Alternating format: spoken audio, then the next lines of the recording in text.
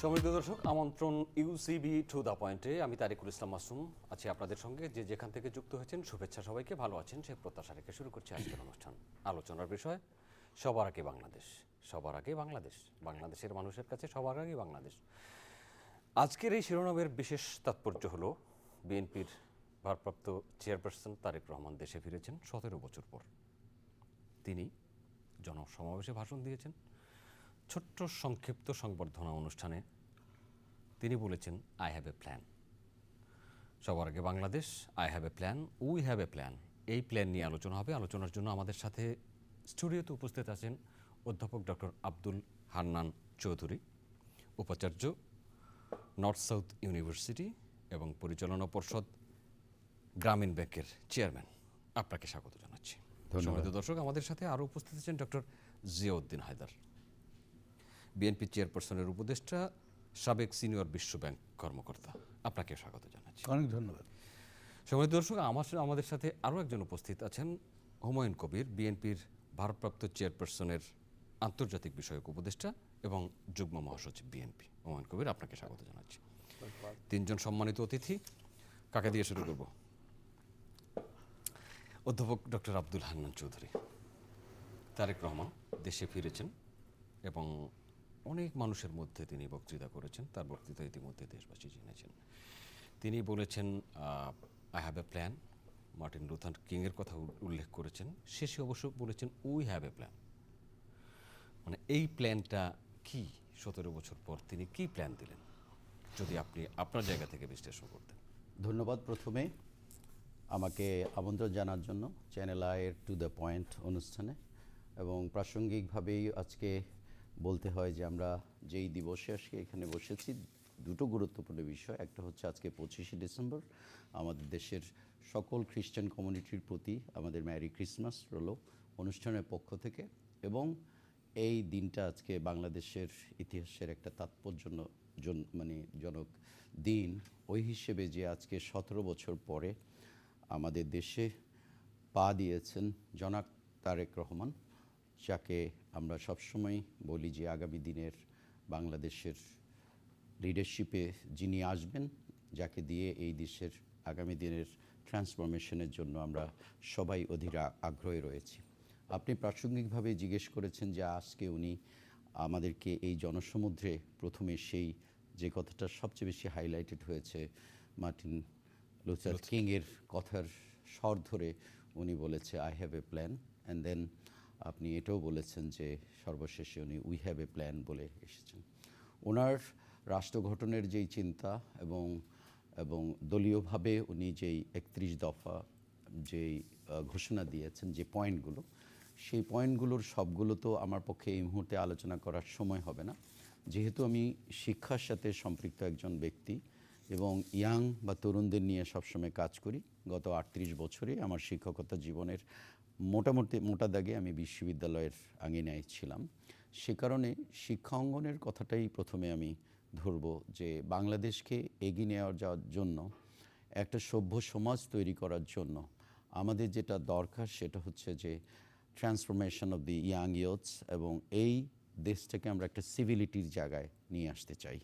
আপনি জানেন যে আমরা গত 17 বছর যাবৎ এই দেশে যেরকম একটা অবস্থান দেখেছিলাম, যে আমরা সভ্যতা থেকে অনেক দূরে চলে যাচ্ছিলাম।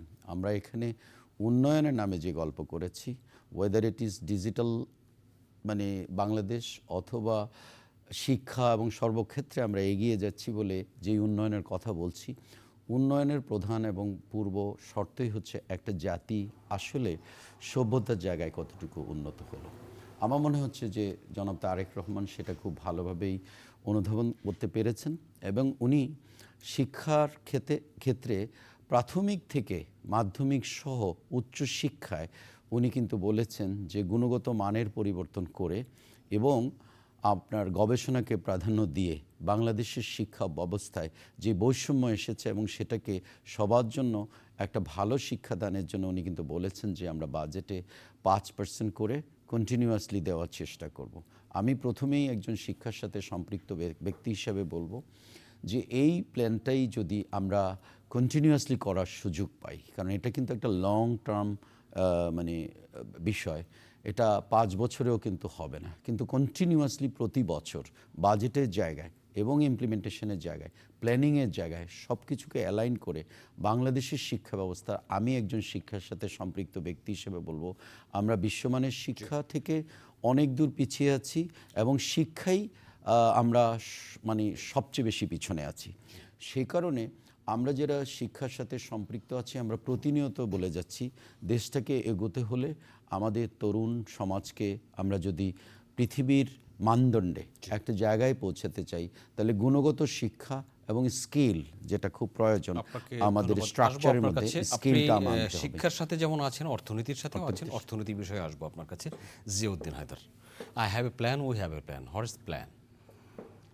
আপনি এর সাথে সম্পৃক্ত আছেন বলে আপনাকে সরাসরি এটা প্রশ্ন খুবই করলাম। ভালো একটা বিষয় নিয়ে আমরা আজকে আলোচনা করছি।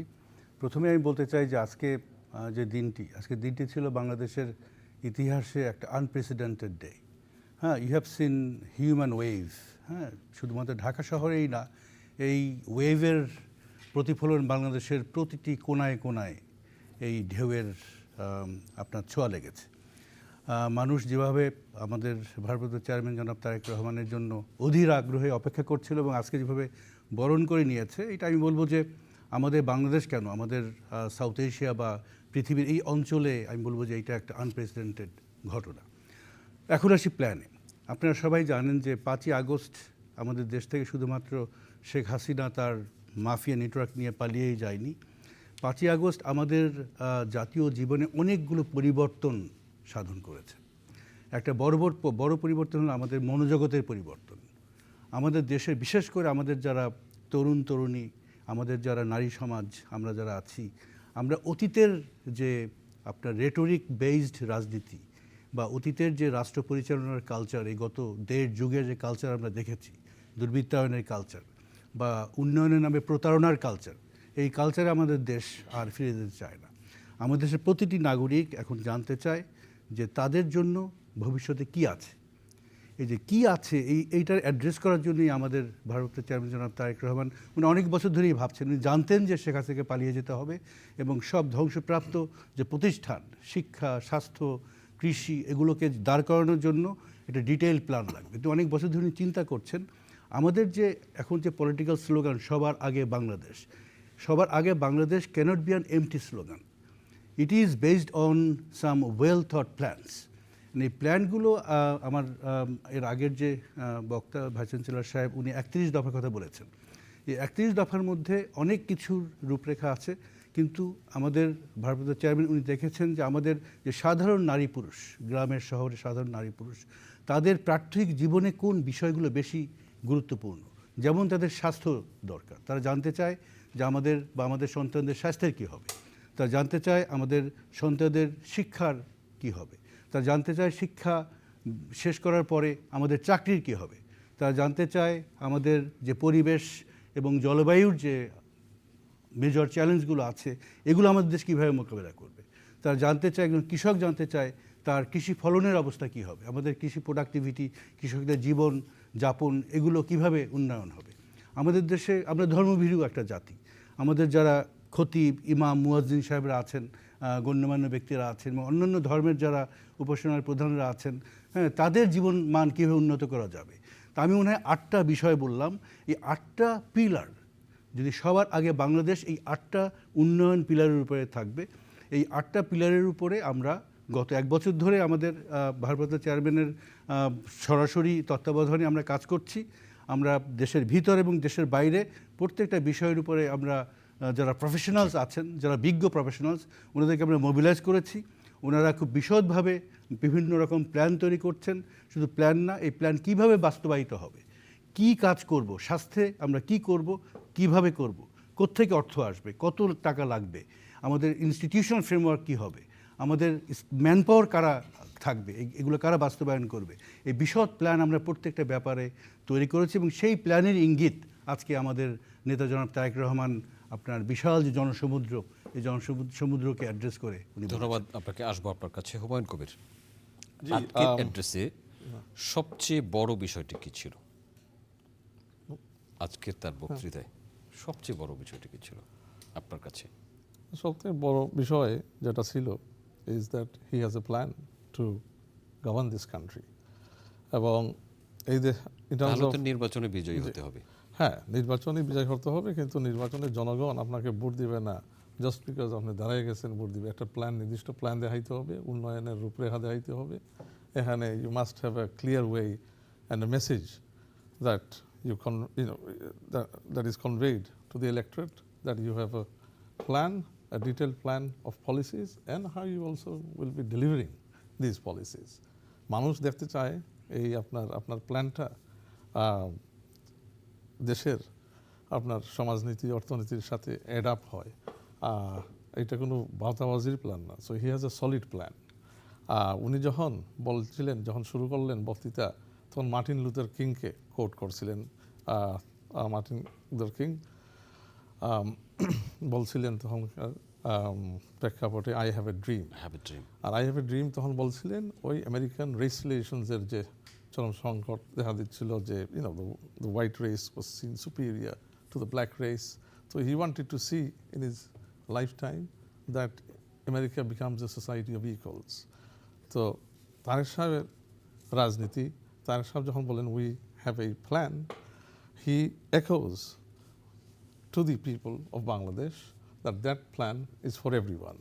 It is a plan to have a progressive and inclusive Bangladesh where everyone from all walks of life, regardless তাদের পেশা, আয়, ধর্ম, men, women, doesn't matter. Everybody has the opportunity and space to contribute to the development of this country, and the government, the state, under his leadership, will also provide ample space to unleash the talent of the people of Bangladesh. The young people, আমাদের যে 40-50 million young people আছে, মানে young voters this time around, the plan provides a clear, aspirational, pragmatic way of sort of unleashing their potential. তাদেরকে আপনার শিক্ষানীতি reform করা, in terms of making more space for vocational education, technical education. The plan also safeguards Bangladesh's national interest at a foreign policy level, where they next election. আধিপত্যবাদীদের কথাও তিনি বলেছেন, যদিও কারো নাম উল্লেখ করেননি। In terms of আপনার দেখেন আমাদের 3-point foreign policy. If BNP is elected to government under Tariq Rahman, our foreign policy won't be dependent on any specific country. Secondly, it will be multifaceted and flexible. So it will be all based on the national interest of the people of Bangladesh. 5th Augusটের যে মানে আপরাইজিংটা আমরা দেখতে পারলাম, if fundamental যে অ্যাচিভমেন্টটা আমার বিশ্বাস মানে we achieved from that is that আমরা আমাদের ন্যাশনাল ইন্টারেস্টের ভিত্তিতে এখন একটা স্ট্রং ঐক্যের পজিশনে আসতে পারি, regardless of our political differences, bickering between political parties. এটা আগে কখনো ছিল না আন্ডার শেখ হাসিনা। স্বৈরাচার শেখ হাসিনা আন্ডারে the country was divided. She was venomous in making this dichotomy between people, and একটা ডিভিশন আপনার তৈরি করার চেষ্টা করে in terms of, and তার পলিসিগুলা মানে যেহেতু ডেমোক্রেটিক কোনো ব্যক্তি ছিল না, গণতান্ত্রিক কোনো ব্যক্তি ছিল না, she was dependent on bailout from countries like other forces that reduced her role in the state in governing the country. ধন্যবাদ আপনাকে ডক্টর আব্দুল হান্নান চৌধুরী।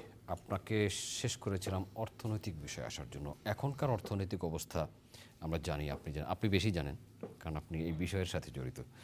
এখনকার অর্থনৈতিক অবস্থা এবং যদি একটা হোপফুল বাংলাদেশ করতে হয় তাহলে অর্থনৈতিক কীভাবে সাজাতে হবে? ধন্যবাদ। প্রথমেই আমি একটু আজকের দিনটা নিয়েই আবার একটু কথা বলি, যেহেতু সবাই এখানে আলোচনা করছেন। আপনি দেখেন আজকে জনাব তারেক রহমান 17 বছর পরে বাংলাদেশে এন্ট্রি নিয়েছে, এবং উনি কিন্তু সেই তরুণ একজন লিডার হিসেবে তখন দেশ থেকে যেই অবস্থানে চলে যেতে হয়েছে সেটা দেশ জাতি সবাই আমরা জানি। কিন্তু আজকে যখন উনি ফেরত এসেছেন, নেশন কি দেখছে? নেশন দেখছে একজন composed, very determined and focused leader who truly poses actually a vision, who truly want to make changes in the upcoming years. তার যে আজকের মানে বক্তৃতাটা এবং তার যেই অ্যাপ্রোচ আপনি দেখেছেন, আমার মনে হয় বাংলাদেশের আপামর জনতা যারা রাস্তায় এসছেন সেটা ছাড়াও কিন্তু আমাদের দেশের 20 কোটি মানুষই কোনো না কোনোভাবে আজকের এই সব কিছু কিন্তু ভালোভাবে উপলব্ধি এবং উপলব্ধি, শুধু বাংলাদেশ নয় সারা পৃথিবী। সেটা বিবেচনা করলে একজন ভিশনারি লিডারের যেই ম্যাচুরিটি আসার কথা, আমি একজন শিক্ষার সাথে সম্পৃক্ত একটা ব্যক্তি, আমি বলবো যে ওনার যে ম্যাচুরিটি, লিডারশিপের ফোকাস, কম্পোজ এবং very very selective in terms of raising anythings from out of the mouth, এটা ক্লিয়ারলি ইন্ডিকেট করে যে ওনার এই 17 বছরের নির্বাসন বলি আর যেটাই বলি না কেন, উনি কিন্তু বাংলাদেশকে লিডারশিপ দেওয়ার জন্য একটা ভিশন নিয়ে কিন্তু এদেশে এসছেন। এখন আমরা ওনার জন্য গ্রাউন্ডে কি রাখলাম, এটা খুব একটা জরুরি বিষয়। আপনি অর্থনীতির কথা বলছেন, আমরা ওনার জন্য গ্রাউন্ডে রাখলাম একটা ব্যাংকিং সেক্টর, একটা অর্থনীতির সেক্টর, যেই সেক্টরটা 17 বছরের extraction, money extraction from this country, and একটা এমটি স্পেস যেখানে আপনার মানে huge amount of money from our country has been actually extracted by the thugs and outside the country. তাহলে একটা লোকের যদি ভীষণ থাকে, আমরা সবাই কিন্তু বলতে পারি উন্নয়নের কথা, money truly is an essential factor. আমরা এই সরকারের সময় খুবই চেষ্টা করেছে সরকার, ধন্যবাদ জানাই, কিন্তু একটা ফেলিয়ারের মধ্যে কিন্তু এই সরকারের যেটা রয়েছিল সেটা নিয়ে আমি পার্সোনালি বহুবার বলেছি যে উই টোটালি না হলেও পার্শিয়ালি ফেল করেছি, যে আমাদের যেই এক্সটার্নাল এবং ইন্টারনাল মানে সোর্স থেকে টাকাগুলো যেগুলো আমাদের দেশ থেকে লুট হয়ে গেছে ব্যাংকিং সেক্টরে, সেগুলো কিন্তু আমরা ফেরত আনতে পারিনি। একটা হচ্ছে যে একটা অ্যাসেট রিকভারি টিম করা হয়েছিল, এখানে আমি দেখি ব্যর্থতা রয়েছে, যে এই অ্যাসেট রিকভারিটা না হলেও আমাদের ইন্টারনাল রিসোর্সগুলো যারা টাকা নিয়ে গেছে তাদের কাছ থেকে ফিরিয়ে নিয়ে আসা, আরটা হচ্ছে যে এক্সটার্নাল সোর্সে আমরা যেগুলো জানি সেখান থেকেও কিন্তু আমরা টাকাগুলো ফেরত আনতে পারিনি। এখন জনাব তারেক রহমান এসছেন, অথবা কিছুদিনের মধ্যেই আমরা হয়তো একটা ইলেকশনের প্রসেসের মধ্য দিয়ে একটা নির্বাচিত সরকার আসবেন। যে নির্বাচিত সরকারই আসেন তাকে তো বাংলাদেশের মানুষের এখন যেই প্রত্যাশা, সেই প্রত্যাশা অনুযায়ী প্রত্যেকটা উইংয়ে কাজ করতে হবে। সেটা কাজ করতে হলে আমাদের নিজেদের যেই অ্যাসেটগুলো বাইরে চলে গেছে সেই অ্যাসেট রিকভারিতে আমাদের প্রচুর কাজ করতে হবে এবং ইন্টারনালি অ্যাসেট করতে হবে। মানি, ইনফ্লাক্স অফ মানি আমাদেরকে বাইরে থেকে আনতে হবে, যেহেতু আমাদের ইকোনমিক জায়গাটাতে আমরা অনেক বেশি আঘাতগ্রস্ত, বিশেষ করে ব্যাংকিং সেক্টর। আপনি জানেন যে অনেকগুলো ব্যাংকে এই পর্যন্ত সাপোর্ট দিয়েও তাদেরকে কোনোভাবে সার্ভাইভ করানো যাচ্ছে না, এবং আরও 15টা ব্যাংকে একসাথে গুচ্ছবদ্ধ করা হচ্ছে, যাদেরকে ফাইন্যান্স মিনিস্ট্রিতে আমরা সেদিন বলেছি যে তাদেরকে ফান্ডিং করা যায় কিনা। এই রেস্কিউটা আমরা করব, কিন্তু কার জন্য করব? যারা আমাদের টাকাগুলো নিয়ে গেছে, যাদেরকে আমরা আইডেন্টিফাই করতে পেরেছি, তাদের কাছ থেকে কি আমরা সম্পদগুলো ফিরিয়ে আনতে পারবো না? সো আগামী সরকারের জন্য একটা চ্যালেঞ্জও থাকবে এই জায়গাটায়, যে অর্থনীতির জায়গায় আপনি জানেন যে বাংলাদেশটা গত 17 বছরের একটা সিঙ্গেল ডাইমেনশনাল থট প্রসেসে এই দেশটাকে আমরা সমস্ত কিছুতে সেগ্রিগেট করেছি। আপনি ইকোনমিক স্ট্রাকচারে আমরা ডিভাইডেড হয়ে গিয়েছি। জিয়াউদ্দিন হায়দার, তারেক রহমান তার বক্তৃতায় নির্বাসন এবং নির্যাতন বিষয়ে, ব্যক্তিগত নির্বাসন এবং নির্যাতন বিষয়ে কোনো কথা বলেননি, বলেছেন দেশের জন্য, মানুষের জন্য। এটা কি ইন্ডিকেট করে? আপনারা যদি ওনার ভাষণগুলো ফলো করেন, 5ই আগস্টের পরে উনি ওনার একটা ভাষণে বলেছিলেন যে গত 1.5 যুগ ধরে আমাদেরকে হত্যা করা হয়েছে, গুম করা হয়েছে, খুন করা হয়েছে, প্রতিটি প্রতিষ্ঠানকে ধ্বংস করা হয়েছে, এগুলোর আমাদের প্রতিশোধ দিতেই হবে, আমরা প্রতিশোধ নেব। কিন্তু এই প্রতিশোধ আমরা নেব দেশ গড়ার মাধ্যমে। আমরা অতীতের সেই প্রতিহিংসা রাজনীতির মধ্যে কখনোই ফেরত যাব না। আপনারা যদি ওনার বিবিসির সাথে সাক্ষাৎকারকে আপনারা ফলো করেন, দেখবেন যে সাক্ষাৎকার সব কিছু কত পজিটিভ, প্রত্যেকটা কথা ফিউচার ওরিয়েন্টেড এবং প্রত্যেকটা কথা পজিটিভ। উনি অতীতের কোনো কথা নিয়ে, ব্যাপার নিয়ে উনি কথা বলেননি। আমার মনে হয় যে আমরা এখানে যেটা দেখছি স্পষ্টতই, জনাব তারেক রহমান বাংলাদেশে একটা প্যারাডিম, পলিটিক্সের মধ্যে একটা প্যারাডিম শিফট আনতে চাচ্ছেন, এবং প্যারাডিম শিফটটা হলো আপনার নেগেটিভিটি থেকে একটা পজিটিভিটি, আপনার রেটোরিক বেস পলিটিক্স থেকে একটা knowledge and development base politics উনি এই দেশকে উপহার দিতে চাচ্ছেন। ওনার প্রত্যেকটা ভাষণে 5ই আগস্টের পরে প্রত্যেকটা ভাষণের মধ্যেই দেশের কোনো না কোনো উন্নয়নের কথা বলা হয়েছে এবং উন্নয়নের মাধ্যমেই উনি অতীতের নির্যাতন, গুম, খুনের প্রতিশোধ দিতে চান। এবং এই জন্যেই he said I have a plan. আমরা ড্রিমের ভিত্তিতে আর রাষ্ট্র চালাবো না, আমরা নির্দিষ্ট প্ল্যানের ভিত্তিতে রাষ্ট্র চালাবো। কী করব, কিভাবে করব, কাকে দিয়ে করব, কোত্থেকে সব কিছু আসবে, সব কিছু ডিটেল প্ল্যান করে আমরা জনগণের সামনে দেব। জনগণ দেখবে, এটা কি নির্বাচনী যাচাই বাছাই ইশতেহারে? নির্বাচনের আগেই ইশতেহারও সব থাকবে। জনগণের কাছে আমরা ডিটেল প্ল্যান প্রেজেন্ট করব। যারা সমাজের বিশিষ্ট ব্যক্তিরা আছেন ওনারাও দেখবেন এবং ওনারা সিদ্ধান্ত নেবেন যে এই প্ল্যানের উপরে ভরসা করা যায় কিনা। যদি ভরসা করা যায়, ওনারা বিএনপিকে ম্যান্ডেট দিবে, ধান শীষে ভোট দিবে। সবার আগে বাংলাদেশ আমরা গড়ব এবং এই দেশটাকে একটা সুন্দর আপনার ফিউচার ওরিয়েন্টেড একটা মডার্ন ডেভেলপ কান্ট্রিতে আমরা পরিণত করব। ধন্যবাদ আপনাকে। হুমায়ুন কবির, তারেক রহমান যখন দেশে ফিরলেন তখন জাতীয় নির্বাচনের আর কয়েকদিন বাকি। তিনি ভোটার হবেন, তিনি ভোটে অংশগ্রহণ করবেন প্রার্থী হিসেবেও এবং ভোটার হিসেবেও। তার ফেরা তার দলের জন্য কতটা গুরুত্ব বহন করে নির্বাচনের ক্ষেত্রে? তারেক রহমান সাহেবের দেশে ফিরা শুধু বিএনপির জন্য গুরুত্বপূর্ণ না, এটা দেশের জন্য গুরুত্বপূর্ণ। বাংলাদেশ এখনকার যে আমরা প্রেক্ষাপটে আছি, দের is A serious crisis in leadership. বাংলাদেশের মানুষ যে লিডারশিপের মানে আকাঙ্ক্ষা করে, এক্সপেকটেশন যেটা আছে, at the moment there is a deficit. আর এই ডেফিসিটটা হচ্ছে গণতান্ত্রিক ডেফিসিট। এখানে unless elected leader, a strong leader via an election is elected, they do not have a mandate to negotiate anything from a position of strength. এবং একটা দেশের সরকারের বিদেশেও সম্মান রেখে চলার পথও আপনার লিমিটেড হয়ে যায় অনেক ক্ষেত্রে। তো উনার দেশে আসা আপনার নট আই বিলিভ একটা মাল্টিফেসেটেড ইম্প্যাক্ট আছে ওনার দেশে আসা। It will give the government, the interim government also confidence that they have a senior leader in the country who they can depend on in terms of providing that voice and support from outside দেশের স্টেবিলিটির জন্য। They can depend on that support, providing it meets the national interest of the people of Bangladesh. Secondly, বাংলাদেশের মানুষ ও একটা জায়গা pile যেখানে people can see a vision. সবার আগে Bangladesh is the vision that his politics has set. But সবার আগের বাংলাদেশে, as my colleague here, Dr. Ziauddin Haidar, said that it has a pragmatic plan also behind it, মানে এখানে deliver করার জন্য। and to মানে একটা প্ল্যান বাস্তবায়ন করার জন্য you need a strong mandate and you need a strong leader.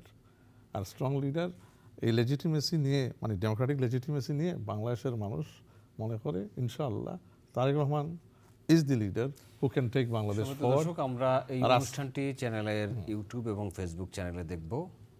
পুরো অনুষ্ঠানটি আমরা অব্যাহত রাখছি। জি। এবং আজকের এই মানুষের যে জনস্রোত সমাগম প্রায় লাখ লাখ লোক, কেউ কেউ বলতেছে মানে 1 কোটির মতোই হবে if you measure it all together in the capital city today. তো এটাই প্রমাণ করে এরা তো শুধু জাস্ট দলের লোক না, নেতা কর্মী না, সমস্ত দেশের মানুষ আজকে ঢাকায় ছিল। তো উনার নেতৃত্বের প্রতি আস্থা মানুষ জানাইছে এবং ইনশাআল্লাহ 12 ফেব্রুয়ারির ব্যালট বক্সের মাধ্যমেই আমরা বিশ্বাস করি যে উনারকে বাংলাদেশের মানুষ ওনাদের জনরায়ের মাধ্যমে উনাকেই এলেক্ট করবে as prime minister of this country, because they see him as the best fit leader of our time who can take the country forward domestically and internationally. ধন্যবাদ আপনাকে।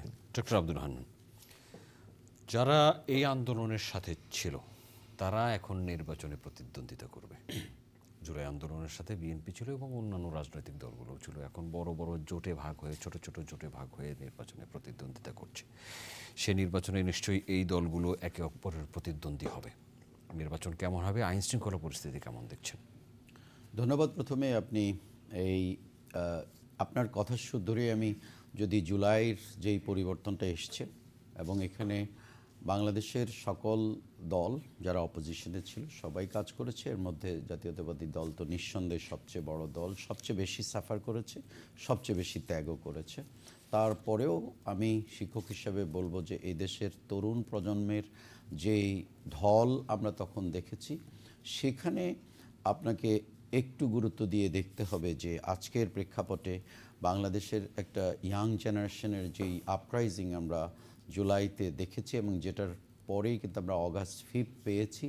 এবং আমি বিশ্বাস করি যে জনাব তারেক রহমান তিনি খুব ভালোভাবেই অনুধাবন করতে পেরেছে যে আমাদের যাদেরকে আমরা জেনজি বলি অথবা তরুণ ইয়াং ইয়ুথ স্টুডেন্ট বলি, তাদের যেই মনোবাসনা বা প্রত্যাশা আগামী দিনের বাংলাদেশটা কী হবে। আপনি একটু আগেই আরেকজন বক্তাকে জিজ্ঞেস করেছেন যে বাংলাদেশে আধিপত্যবাদ নিয়ে কথা বলছেন। আপনি যদি একটু ভালোভাবে ডিপলি দেখেন, এই আপরাইজিংয়ের মধ্যে কিন্তু বাংলাদেশের তরুণ সমাজের সবচেয়ে বড় প্রশ্ন ছিল যে আমরা যে কোনো ধরনের আধিপত্যবাদ থেকে বেরিয়ে আসব। Bangladesh will be actually an independent country, not only in the context of a geography, but also we have to be determined that we are going to always be very focused in terms of our sovereignty and territory to be intact. আমরা আমাদের দেশের পররাষ্ট্রনীতির মধ্যে সেটাই দেখতে চাই, যেটা রাষ্ট্র হিসাবে একটা স্বাধীন দেশ অন্য দেশের সাথে যে ধরনের আচরণ করা উচিত, যেভাবে ট্রেড পলিসি এবং নেগোসিয়েশন করা উচিত সেটাই করবে, কাউকে খুব বেশি গুরুত্ব বা কাউকে কোনো কিছু না দিয়ে। যেখানেই আমাদের দেশের সার্বভৌমত্বের প্রশ্ন আসবে সেখানেই কিন্তু আমরা মানে সোচ্চার থাকব। আজকে ওনার কথার মধ্য দিয়ে উনি কিন্তু কয়েকবার বলেছেন আমি তরুণ নেতৃত্বের মানে কথা, তরুণদের উপরে উনি অনেক কিছু ডিপেন্ড করছেন। এটাই হচ্ছে আজকের কঠিন বাস্তবতা। বাস্তবতা হচ্ছে যে আপনি 2006 এবং 2026কে যদি আপনি একভাবে দেখেন তাহলে আপনার ভুল হবে। এবং আমার মনে হচ্ছে যে জনাব তারেক রহমান সেটা খুব ভালোভাবে অনুধাবন করতে পারে যে time is a great and big factor এবং changes happen over the period of time, and we are not actually the state of the 2006, we are in 2026. 2026-এর বাংলাদেশের যেই প্রত্যাশা, বাংলাদেশের মানুষের যারা আজকে ঢলে নেমেছে তাদের সবার প্রত্যাশা হচ্ছে একটা আধুনিক মডার্ন বাংলাদেশ হবে, যেই বাংলাদেশ সবার যে স্বপ্ন সেটাকে পূরণ করতে চেষ্টা করবে। তাহলে আপনি গুরুত্ব দিতে হবে অনেকটা আমি বলবো ম্যারিটোক্রেসির উপরে, যেখানে মেরিট ছাড়া কোনো লিডারশিপ, মেরিট ছাড়া কোনো অ্যানালাইসিস যেটা আপনি করবেন সেটাই কিন্তু ফেল করবে। এবং আপনার এই তরুণ প্রজন্মের যে প্রত্যাশা বাংলাদেশে, আপনি জানেন যে আমরা তরুণ একটা রাষ্ট্র, আমরা আগামী 30 থেকে 40 বছর তরুণ থাকব। এই তরুণ রাষ্ট্রটাকে যদি মানে নেতৃত্বে আনতে হয় তাদেরকে পড়াশোনার সুযোগ করে দিতে হবে, তাদেরকে জবের অপরচুনিটি দিতে হবে, সেটা উনি ভালোভাবে বলেছেন, অনুধাবন করেছেন। এবং আপনি দেখেন যে দক্ষ শ্রমিক, দক্ষতা, স্কিলস, এডুকেশনের পাশাপাশি যে স্কিল দেওয়ার যেই ব্যাপারটা আছে, বাংলাদেশকে স্কিল এবং এন্টারপ্রেনারশিপ দুটোর ব্যাপারেই কিন্তু ওনার প্ল্যানের মধ্যে রয়েছে। আমার বিশ্বাস যদি সেটা করা সম্ভব হয় তাহলেই আপনি দেখবেন যে আগামী দিনের যে বাংলাদেশ সেটা সুন্দরভাবে আসবে। একটু আগে আপনি জিজ্ঞেস করেছেন নির্বাচনের পরিবেশটা কী হবে। উনি কিন্তু একজন গণতন্ত্রে বিশ্বাসী লিডার হিসেবে আবির্ভূত হয়েছেন, উনি সেটাই এনশিওর করবেন। আমি বিশ্বাস করি যে অন্তর্বর্তীকালীন সরকারের কাছে এখন বর্তমান সরকারের সমস্ত কর্মকাণ্ড রয়েছে, বিশেষ করে নির্বাচন কমিশন, আমরা আশা করব তারা একটা ফ্রি ফেয়ার একটা ক্রেডিবল ইলেকশন দিবে, যে ক্রেডিবল ইলেকশনটা আগামী দিনে স্মরণকালের একটা ইলেকশন হবে, যে ইলেকশনে মনে রাখবে যে অন্তর্বর্তীকালীনের এই অল্প সময়ে অনেক কিছু কিন্তু অ্যাচিভ করা সম্ভব হয় নাই, কিন্তু তারা যে একটা ভালো নির্বাচন দিয়ে জাতির কাছে এমন লিডারশিপগুলোকে সামনে এগোনোর সুযোগ করে দেবে, সেই সুযোগে মানুষের প্রত্যাশা পূরণ হবে। যে ক্ষোভের বাংলাদেশ ছিল আমরা সেটা দেখতে চাই না। এবং আমি মনে করি যেই কোটি কোটি তরুণ প্রজন্ম রয়েছে তাদেরকে আলিঙ্গন করতে হবে, তাদের অনেক ত্যাগ আছে, সেই ত্যাগটার প্রতি ত্যাগের স্পিরিটটা, বিশেষ করে যে 1400 প্রাণ হারিয়েছে সেটার জন্য যে কোটি কোটি ছাত্র এখনও রাস্তায় আছে, আমরা সবাইকে নিয়ে কাজ করার জন্য ওনাকে অনুরোধ করব। তারেক রহমান সাহেব 17 বছর আগে যেই পরিস্থিতিতে বাংলাদেশ ছেড়ে যেতে হয়েছিল, তখন বিএনপি সরকারের বিদায়ের পরে একটা তত্ত্বাবধায়ক সরকার বাংলাদেশ ছিল। 17 বছর পরে তিনি আসলেন আরেক প্রেক্ষাপটে, যখন অন্তর্বর্তীকালীন সরকার। সেই সরকারে যাওয়ার পর তত্ত্বাবধায়ক সরকার, এবং সেটাও প্রায় 2 বছরের মতো স্থায়ী ছিল। গত আওয়ামী লীগ সরকার যাওয়ার পর এই সরকার, অন্তর্বর্তীকালীন সরকার, এরও 1.5 বছরের মতো সময় হচ্ছে। এই নির্বাচন এই ঘটনাগুলো কিন্তু ঘটছে নির্বাচনকে ফ্রি অ্যান্ড ফেয়ার না করার কারণে। এখন একটা নির্বাচন হলো, একটা দল বিজয়ী হলো, আবার যদি এরকম একটা অবস্থার দিকে যেতে থাকে, তাহলে তো বাংলাদেশকে বারবার এরকমই এই পুনঃচক্রের মধ্যে পড়ে যেতে হবে। সেই চক্র থেকে বের হওয়ার জন্য কি করছে বিএনপি? দেখেন, তত্ত্বাবধায়ক সরকার আর অন্তর্বর্তীকালীন সরকার যাই বলেন না কেন, আসলে ব্যাপারটা হলো যে সরকারই থাকুক, সেই সরকারকে জনগণ ওন করছে কিনা। আপনি আগের যে সরকারটার কথা বললেন 17 বছর আগে বা ওই সময়ের যে প্রেক্ষাপট, ওই সরকারকে তো জনগণ ওন করে নাই। কিন্তু আপনি যদি বর্তমান সরকারের কথা বলেন, প্রফেসর ইউনূসের ওনার নেতৃত্বে যে সরকারটা আছে, এই সরকারকে জনগণ ওন করে, প্রত্যেকটা রাজনৈতিক দল ওন করে। যারা যারা স্বৈরাচারকে পছন্দ করে না, সবাই এই সরকারকে ওন করে। এবং আমাদের দেশের যেটা সামাজিক প্রেক্ষাপট, জনগণ যদি বুঝতে পারে যে একটা নির্বাচনে সরকারের নিজস্ব কোনো স্টেক নাই, সরকার একটা নিউট্রাল ভূমিকা পালন করার সদিচ্ছা আছে, তাহলে কিন্তু আমাদের যে নির্বাচনগুলো, এগুলোর আইন শৃঙ্খলা পরিস্থিতি বা সব কিছু কিন্তু আপনার আইন শৃঙ্খলা রক্ষাকারী বাহিনী কিন্তু তেমন একটা রোল প্লে করে না। কারণ একটা ভোট কেন্দ্রে আপনি কতজন পুলিশ দিবেন? 3 জন 4 জন। ওখানে কিন্তু আইন শৃঙ্খলা রক্ষা করে ওখানকার যে সামাজিক যে অবস্থা, সেখানে প্রত্যেকটা দল তারা এনশিওর করে, ওখানকার সাধারণ মানুষ এনশিওর করে যে এই নির্বাচনটা যাতে সঠিকভাবে হয়, আমরা সঠিক ফলটা পাই। কারণ তারা জানে যে সরকারের কোনো স্টেক নাই। তো আমরা বিশ্বাস করি আগামী যে নির্বাচন, এই নির্বাচনটা আপনার সরকারের উইলিংনেস আছে একটা সুন্দর নির্বাচন করানোর। প্রফেসর ইউনূস উনি বারংবার বলেছেন ওয়ান অফ দ্য বেস্ট নির্বাচন উনি প্রেজেন্ট মানে উপহার দিতে চান জাতিকে। আমরা মনে করি সেটাই হতে যাচ্ছে।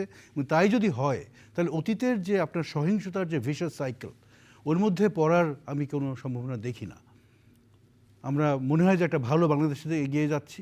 আমাদের অন্তত, আমি বিএনপির কথা বলতে পারি, আমাদের অনেক গভীর প্ল্যান আছে, আমরা পরিকল্পনা করছি দেশকে ভালোভাবে নিয়ে যাওয়ার। আমরা একটা পজিটিভ রাজনীতি এখানে আপনার কালচার তৈরি করতে চাই। আমরা মনে করি যে অতীতের যে রাজনৈতিক সংস্কৃতি, এইটার সামনে এগিয়ে নেওয়া যাবে না। এটা আমাদের নতুন যে প্রজন্ম, যেটা ভাইস চ্যান্সেলর সাহেব বললেন, এই নতুন প্রজন্ম অতীতের সহিংসতার রাজনৈতিক কালচারকে আর বিশ্বাস করে না। এবং সেই কারণেই এবার নির্বাচনে আপনি যদি দেখেন যে বিএনপির যে campaign strategy, we are putting our 8 development policies into the epicenter of our campaign strategy. আমরা এই ডিসেম্বর মাসে 7 তারিখ থেকে শুরু করে আপনার এই গত 2 দিন আগ পর্যন্ত পর্যায়ক্রমে আমাদের দেশের প্রতিটি প্রান্তের যারা রাজনৈতিক নেতা আছেন, জেলা পর্যায়ের, উপজেলা পর্যায়ের, তাদেরকে আমরা ঢাকায় নিয়ে এসেছি। এক একটা ব্যাচে 1000-1200 রাজনৈতিক নেতাকর্মী ছিলেন। তাদেরকে আমরা আমাদের বিএনপির যে 8টা যে ডেভেলপমেন্ট পলিসি, যে প্ল্যানের কথা আমাদের নেতা বলেছেন, এই পলিসিগুলো নিয়ে তাদের সাথে ডিটেইলড আলোচনা করেছি। আমরা প্রতিটি আমাদের যারা ক্যান্ডিডেট, যাদেরকে ডিক্লেয়ার করা হয়েছে, তাদেরকে আমরা ঢাকাতে নিয়ে এসেছি। তাদের সাথে আমরা এই 8টা পলিসি নিয়ে আলোচনা করেছি, যাতে ওনারা জনগণের কাছে ফেরত যেতে পারেন এবং জনগণকে বলতে পারেন যে বিএনপি যদি সরকার পরিচালনার দায়িত্ব পায়, তাহলে বিএনপি বাংলাদেশের জন্য স্বাস্থ্যে কী ভ্যালু অ্যাড করবে, শিক্ষায় কী ভ্যালু অ্যাড করবে, কৃষিতে কী ভ্যালু অ্যাড করবে, এরকম প্রতিটা বিষয়ে বিএনপি কী ভ্যালু অ্যাড করবে। তো এরকম একটা স্বচ্ছ অবস্থার মধ্যে দিয়ে যদি একটা নির্বাচন হয়, সুন্দর নির্বাচন, সবার সম্মতির মাধ্যমে, সবার অংশগ্রহণের মাধ্যমে, অন্তত গণতন্ত্র প্রিয় দলগুলোর অংশগ্রহণের মাধ্যমে, তো আমি মনে করি না যে অতীতের ওই আপনার সহিংস এবং অবিশ্বাসের কালচারের মধ্যে আমাদেরকে আর পড়তে হবে। ধন্যবাদ আপনাকে। হুমায়ুন কবির, যাদের সাথে মিলে আন্দোলন হলো, তাদের সাথে বোধহয় একটু দূরত্ব বেড়েছে নির্বাচন কেন্দ্রিক। সেই রাজনৈতিক দলগুলোর সাথে বিএনপির সম্পর্ক কেমন হবে, বা নির্বাচনে প্রতিদ্বন্দ্বিতা বা জোট? দেখেন, আন্দোলন, নির্বাচন আর টু ডিস্টিংক্ট থিংস। আন্দোলন একটা ঐক্যবদ্ধ ভিত্তিক ফ্রেমওয়ার্কের মাধ্যমে একটা নির্দিষ্ট আউটকাম অ্যাচিভ করার জন্য, মানে people can come together, stakeholders can come together, political parties can come together, এবং ঐক্যবদ্ধ একটা প্রচেষ্টার মাধ্যমে একটা movement they can lead, a movement can be led. নির্বাচন is a distinct বিষয় in the sense that আপনি একটা electoral processের মাধ্যমে with your ideas you want to share of how you intend to govern the country with the nation. তো এখানে কিছু political parties এর স্বাভাবিক মত পার্থক্য থাকবে, ভ্যালিউজের মত পার্থক্য থাকবে। তো এই ডিফারেন্সটা হওয়া স্বাভাবিক, আমি অস্বাভাবিক কিছু দেখি না। হোয়াট আই সি, আপনি যদি তারেক রহমান সাহেবের বক্তৃতাগুলো ফলো করেন, শব্দচারণ যদি ওনার দেখেন, ওনার বিভিন্ন স্পিচের বেশিরভাগ যে মানে দুই শব্দ পাবেন হচ্ছে আমরা, আমাদের, মানে দিজ আর দি মানে verbs he often uses। খুব কম পাবেন আমি, আমি বা আমার এইটা হয়েছে, আমি এইটা করছি। No, none of that. এটা collective inclusive sort of always communication আপনি পাবেন এখানে consistently, because he does not think in মানে জাস্ট ফর হিমসেলফ, মানে অ্যাজ অ্যান ইন্ডিভিজুয়াল। এখানে একটা নেশনকে নিয়ে উনি পুরো চিন্তা করেন এবং ইনক্লুসিভ একটা মানে গভর্নেন্স উনি বাংলাদেশের পলিটিতে আপনার বিএনপি সরকারের মাধ্যমে উপহার দিতে চান।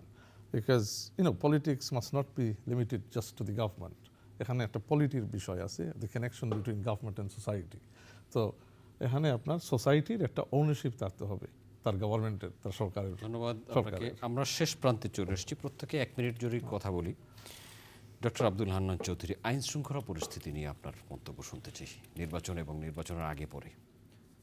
নির্বাচনের আগে পরে আপনি আজকে থেকে যদি বলেন, আমি যতটুকু জানি এবং আমার যেটা বিশ্বাস যে অন্তর্বর্তীকালীন সরকারের প্রধান অন্তত প্রফেসর মোহাম্মদ ইউনূসের পক্ষ থেকে যদি আমি ওনাকে সাপোর্ট করে যদি বলি যে ওনার কাছ থেকে যে ধরনের নির্দেশনা রয়েছে আমাদের প্রশাসনিক এবং নির্বাচন কমিশন সহ স্বরাষ্ট্র মন্ত্রণালয় এবং অন্যান্য আইন শৃঙ্খলার সাথে জড়িত যত উইং আছে, রাষ্ট্রের সমস্ত উইংগুলোকেই কিন্তু ইলেকশন মোডে সেফটি সিকিউরিটি এনশিওর করার জন্য সমস্ত ব্যবস্থাই কিন্তু প্রশাসনিকভাবে নেওয়া হচ্ছে। ইতিমধ্যে আমরা গণমাধ্যমও আক্রান্ত হতে দেখেছি।